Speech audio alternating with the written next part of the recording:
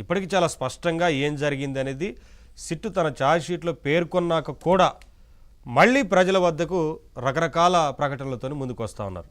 ఏంటి సార్, ప్రజలకు అర్థమైంది, ప్రజలు అర్థం చేసుకున్నారు, కానీ వైసీపీ నేతలు అర్థం చేసుకోలేదా, లేదంటే దీన్ని రివర్స్లో ఏ రకంగా అయినా సరే దీన్ని మార్చాలి అన్న ఉద్దేశంతో ముందుకెళ్తున్నట్లు కనిపిస్తూ ఉంది కదా? ముందుగా నవీన్, మీకు ఏబిఎన్ ఆంధ్రప్రదేశ్ యాజమాన్యానికి, మిత్రులు మొక ఆనందసాగర్ గారికి, వేణుగోపాల్ గారికి, వీక్షకులందరికీ కూడా శుభ మధ్యాహ్నం. ఇక్కడ ఎన్డీడీబీ రిపోర్టు అంటే గుజరాత్లో ఉన్నటువంటి ల్యాబు ఈరోజు భారతదేశంలో ఉన్నటువంటి అత్యుత్తమైనటువంటి ల్యాబ్. ఇప్పుడు ఈ సిట్ అనేది ఎవరు నియమించారు? చంద్రబాబు నాయుడు గారు ప్రభుత్వం ఏర్పడిన తర్వాత మొట్టమొదటగా ఆయనకున్న అనుమానాలను నివృత్తి చేసుకునే ఉద్దేశంతో చాలామంది ఆయన దగ్గర వ్యక్తం చేసిన అభిప్రాయాన్ని దృష్టిలో పెట్టుకొని దీన్ని తిరుమల తిరుపతి నుంచే ప్రక్షాళన మొదలు పెడతానని ఆయన చెప్పాడు. అట్లానే ఈ అంటే లడ్డులో కావచ్చు, ప్రసాదాల్లో కావచ్చు, నెయ్యిలో ఏదో అవశేషాలు ఉన్నాయి అని చెప్పిన అనుమానం వ్యక్తం చేసి దాన్ని ల్యాబు పంపించడం కూడా జరిగింది. ఎలాంటి ల్యాబు పంపించారు? ఇందాక నేను చెప్పినట్టు భారతదేశంలో అత్యుత్తమైనటువంటి ల్యాబ్ అయినటువంటి ఎన్డీడీబీకి పంపించారు.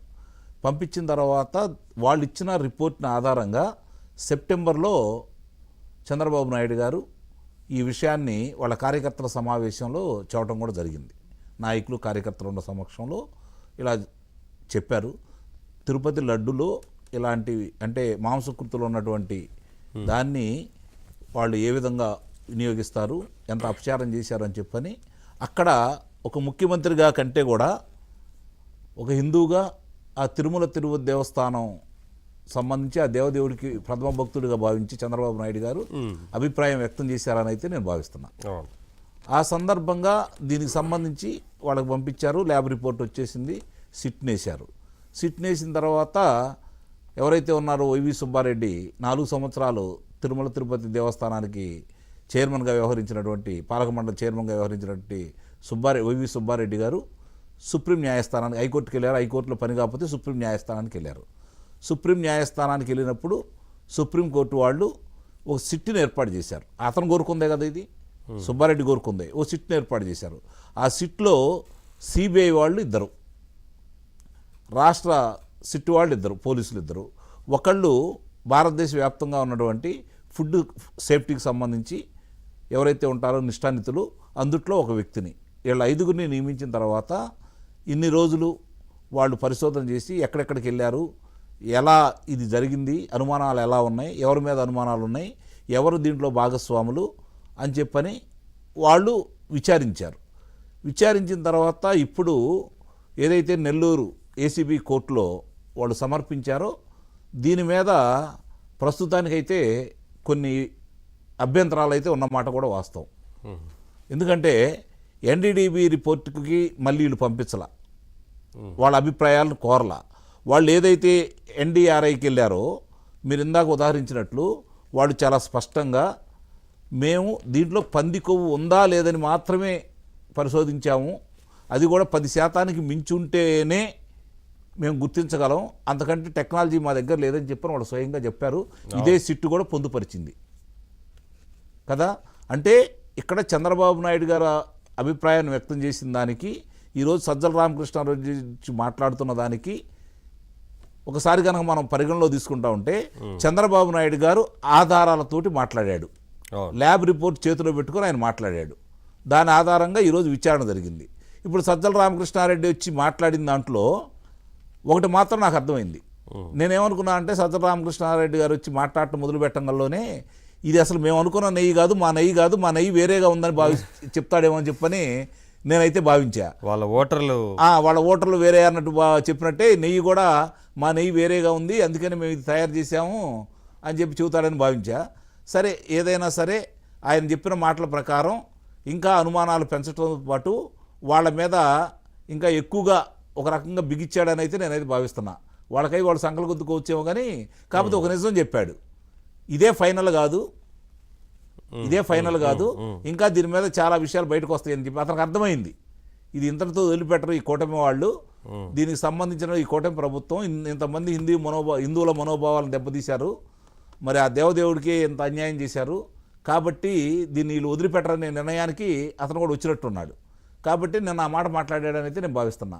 సరే, ఆ ప్రతినిధిగా కొన్ని భీకరంగా కొన్ని మాట్లాడొచ్చు, లేకపోతే ప్రభుత్వం మీద విమర్శలు చేస్తే చేసి ఉండొచ్చు. కానీ ఇక్కడ ఇప్పుడు వాళ్ళు చెప్పినా వీళ్ళు చెప్పినా ఒకటి మాత్రం మనం పరిగణలో తీసుకోవాల్సింది ఏంటంటే, అసలు అది నెయ్యే కాదని చెప్పిన సిస్టర్ స్పష్టంగా చెప్పింది కదా. అది నెయ్యే కాదు.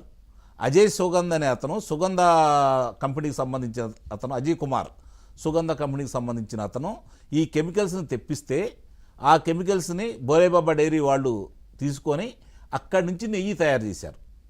నెయ్యి కాని నెయ్యిని, నెయ్యి కాదు అది, నెయ్యి కాని నెయ్యి అంటున్నావు, అది నెయ్యే కాదు. నెయ్యే కాదు అంటే నెయ్యే లేని దాన్ని పవిత్రంగా వాడాల్సినటువంటి, నందిని నెయ్యిని వాడాల్సినటువంటి, లడ్డులో వాడాల్సినటువంటి దాన్ని అసలు నెయ్యే లేకుండా చేసింది. ముందు అపరాధం చేశారు కదా. దాని గురించి వాళ్ళు మాట్లాడకుండా ఎదురుదాడి చేయటం మొదలుపెట్టారు. కానీ ఇన్ని రోజులకి నేను చూసిన తర్వాత ఇన్ని రోజులకి కూటమి శ్రేణులు అద్భుతంగా స్పందిస్తున్నారు. No doubt. ఈరోజు కూటమి శ్రేణులు ఎక్కడికక్కడ వాళ్ళు రోడ్డు ఎక్కేసి వాళ్ళు ధర్నాలు అంటే మామూలు పాదయాత్ర చేస్తున్నారు. దీని గురించి ఫ్లెక్సీలు ఏర్పాటు చేశారు.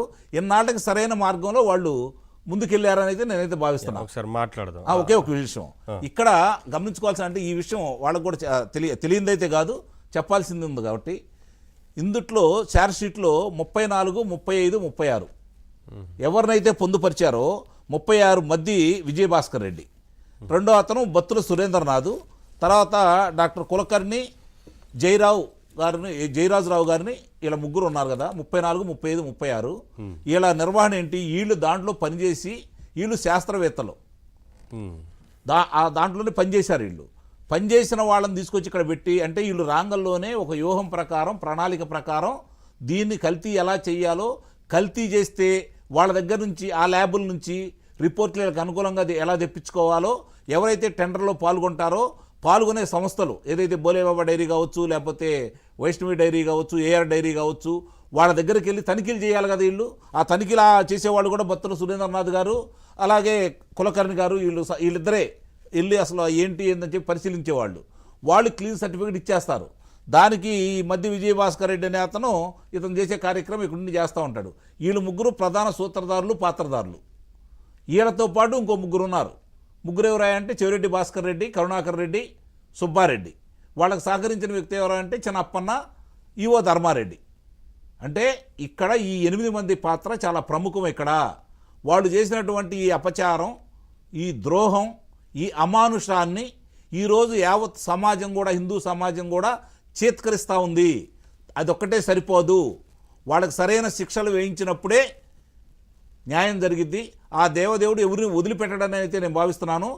7 కొండలు ఎందుకు, 2 కొండలు చాలు అన్న వాళ్ళని ఏం చేశాడో చూశాం. కాబట్టి దీనికి కూడా ఆ దేవదేవుడి ద్వారానే అన్ని విషయాలు బయటకు వచ్చేసి వాళ్ళందరికీ శిక్షలు పడతాయి అని అయితే నేను మనస్ఫూర్తిగా నమ్ముతున్నాను. ఒకసారి ఆనంద్ సాగర్ గారితో మాట్లాడదాం. ఆనంద్ సాగర్ గారు నమస్తే అండి.